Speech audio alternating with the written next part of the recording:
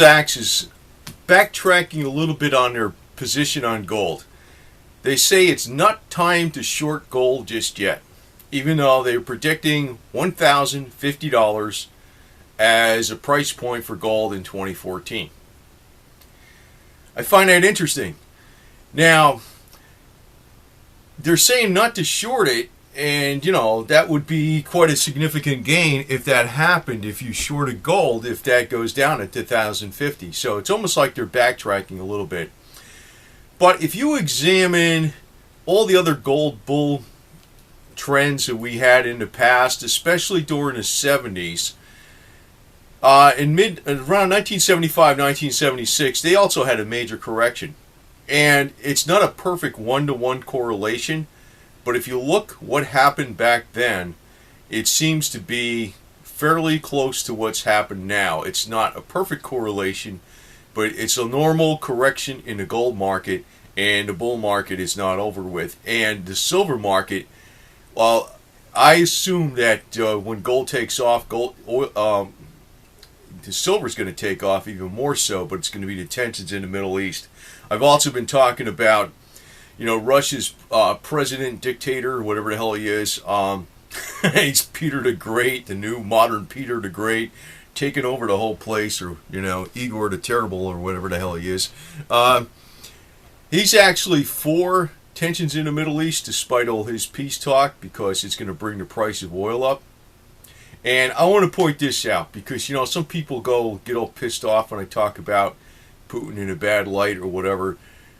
I think I realize what he's about. He's a very power-hungry crook, and actually, if you look back in his original FSB KGB file, it even talked about him being a real greedy guy. He was doing stuff that he wasn't even supposed to be doing as a KGB person, right? From their source, he was doing a lot of stuff back then. He's a greedy guy, man. So, I expect him to really want the price of oil to go up a lot. But when oil goes up, gold's going to go up due to the tensions in the Middle East. And when you see that go up, silver's going to go up. Now, a lot of people think that because silver went from around, when it pulled back in 2008, it went all the way down to like 8 something. But, it was around 18 to 17, around there in 2010. And that's really when it started taking off. And in 2010, it peaked over 30. And then in early 2011, it went up to about 47 something. Well, going from like 18 or 17 to 47 something is absolutely no comparison between that period of time and what happened in 1979. Now, I know there's going to be people arguing with me about production and stuff like that, but you got to remember it's a global picture, because not everywhere in the world is actually production going too terrible. There's actually a growing middle class in the world overall. It may be shrinking in the United States, but overall the middle class globally is growing.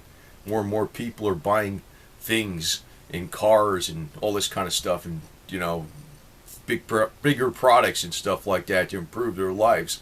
So production globally, and remember, silver and gold today is more of a global market than it was in the 70s. So, it could actually go a hell of a lot higher, exponentially higher even, than it did in the 70s. But if we had a comparison between then and now, and, don't just look at the price, because 50 was about where it peaked out at, about the same place it did in 1979. You also have to look, you don't look at that absolute number so much. Look at, the percentage increase and the inflationary numbers too. It should have went way over $100 if that was the final blow off top. It should have went way over $100. Not $500 or $1,000, but way over $100 for sure. That's if that was the final blow off top. I know there's been people that back at that time had a lot of people convinced about $500 silver and $1,000 silver and thousands of dollars an ounce silver, because when it was going up from 30 to 40 to 50 and going up so fast, there was a lot of people, not everybody, a lot of people were totally convinced it was going to go that high. That's why they bought at 40 something, right?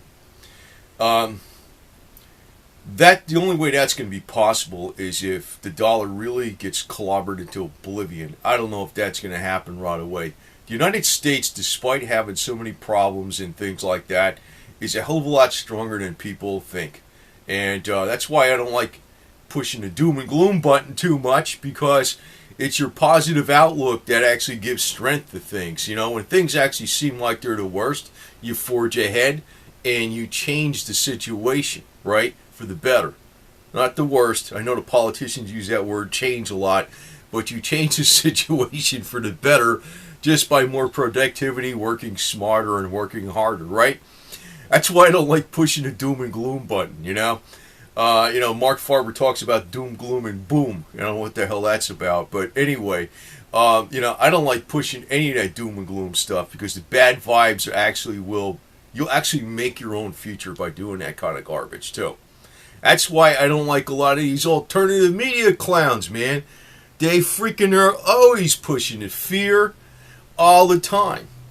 I'm not pushing the fear garbage, man. I'm trying to just push reality.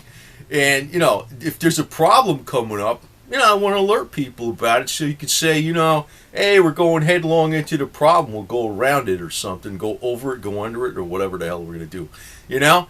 Find a solution. So that's the deal. That's the whole deal, the way I think. I don't push this doom and gloom garbage for nothing. For nothing. But I want you to also have a heads up on other things too. Silver, if it went up that high, it went up really, really high. Say, I think it's been going up every 3 years, basically. If you look at 2005, there was a peak. And then in 2008, there was a peak. Then it, went down after that. And then 11, there was a peak. Then it dropped. And now it's been in a long correction. I think the Goldman Sachs prediction of gold being 1,050 in 2014, but they're telling you not to short it. It's kind of telling me that might be a bogus prediction. They might change their mind later on. I think they know what's going on, because there's too many big players that are long these metals. Now, the bigger players pretty much stay out of silver because it's too tiny of a market. But if oil's going to go up, and there's bigger players that are, well, it's not the majority, but there's some players that think oil's going to go way the hell up. It could. If there's tensions in the Middle East really bad, and I tell you, Vladimir Putin wants that to happen, despite this man of peace image garbage. That's why anybody that's got their hand in the oil business, like him, and the Western elite and BP and the British and all this kind of stuff, they all want the oil to go up. The problem is, if oil goes up and you can apply the same strategy to silver, if it goes up too high, the old expression, necessity is the mother of invention. They'll find ways around not using oil. Like this guy Putin, who say he's going to have all this infrastructure built for oil. It's not like he's going to be like throwing all his eggs in one basket, and he's not going to be able to get out of that situation if it turns out that he prices himself out of the market and everybody starts using alternative energy, right? Like electric cars or something. Because actually these things are already around. Just people aren't using them because they're too expensive. But, if a gallon of gasoline costs you $12, I think there's going to be a lot more people using electric cars. And guess what's going to happen to his business over in Russia? It's going to collapse. That's the same kind of strategy, with oil. That's the same type of thing that could happen with silver, too. There's going to be like a blow-off top. The problem is when it starts going up, people are going to really get super convinced that it's going to stay up and keep going higher, and that's why they're going to buy at extremely high prices. Right now, it's low. I can't say for absolutely certain it can't go lower, but I don't think so, because that line in the sand, even around 18-something, was pretty strong. And it's been holding around this pattern for quite some time, too. And, the economic data is not really that bad. And the other thing is we got Janet Yellen at the helm right now, who's probably going to be pushing the QE button a lot more. A lot of injections of stimulus, into the economy. So I don't see how it may not hit the freaking stratosphere right away, but I don't think it's going to go down to single digits or some crazy numbers like some people are predicting. I kind of doubt that very much. But looking at Goldman Sachs kind of like backtracking slightly about gold, they're still predicting 1,050 for 2014. This is where I'm sensing it. Every 3 years there seems to be a peak in the metals, roughly. 2014 probably could see well over double what the hell Goldman Sachs is predicting. And it could be due to tensions in the Middle East. Because I think Israel's probably going to hit Iran pretty soon. They took out some of the missiles in Syria and stuff.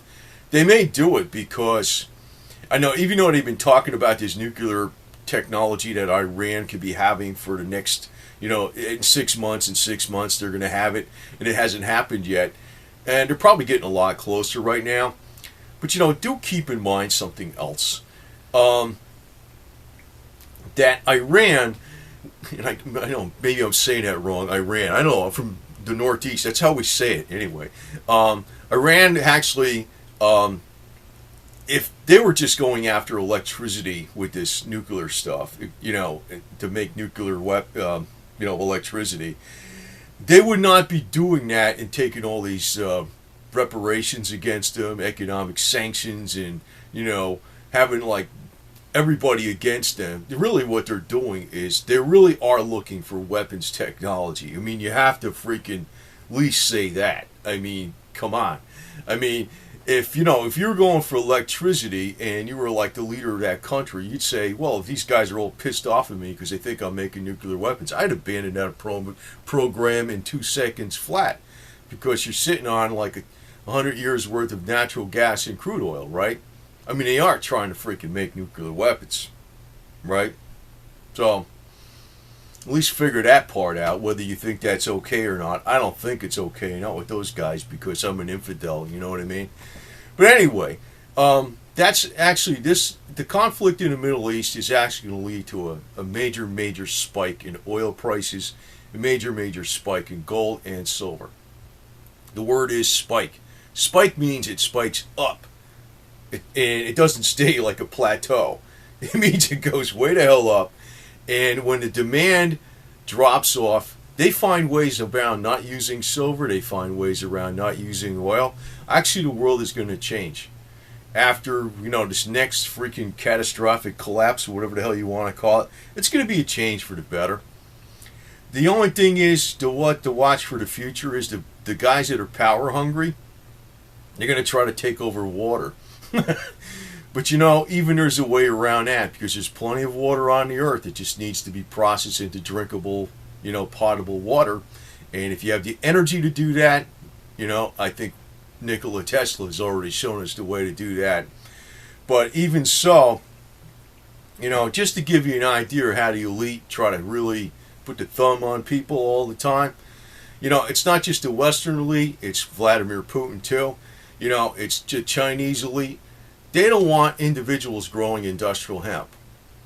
In other words, individuals growing industrial hemp would supply lots and lots of high-quality protein and food and oils, and also the fuels and materials. When combined with resins, it's a very strong material. Hemp by itself is not the greatest material, but when you combine it with resins, it's really strong. That would take a lot of demand off of oil. But they don't want that, man. Vladimir Putin don't want that either. See, that guy and the Western elite, they're all working together, man. And I do expect, though, a major, major super spike in... I think the super spike is going to be around 2017, 2018 in gold, oil, and silver. Major super spike. But like I said, if something goes up that high, just remember the phrase, necessity is the mother of all invention. They'll find a way around not using silver. Really. Even though you say it's absolutely necessary for all these things, there'll be other alternatives out there that will be found. They'll find ways not to use oil. The reason gold will stay gold is like never really been used industrial wise too much, a little bit. But we're going to be buying gold because we're going to find ways not to use fiat paper and electrons. That's going to be part of it.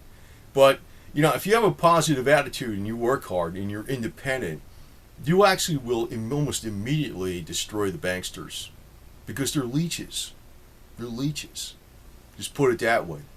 So I just want to have people have a positive attitude, a positive outlook, and just show a little more direction as to which way to go. I think this silver stuff is still a really smart play. Really smart play. It's too cheap right now. It was actually too cheap at 30. I mean, it would have been smarter if you waited till it went to 18. I thought it was going to go a little bit below 26. I didn't think it was going to go that much below 26. But I don't think it's going to go down at 10. So if you're waiting and waiting and waiting for like the big crash, you're probably, I don't think that's going to be a smart thing to do. But I'm not Karnak the magician either. But it doesn't smell like that at all. It doesn't smell like that at all. There's too many people in a long position right now. And Goldman Sachs seems to be backtracking on a few things too. I find that interesting, But, don't short it, but we still think it's going to be 1,050 in 2014. I don't know. What are they really saying? What are they saying? It sounds like they're backtracking, doesn't it?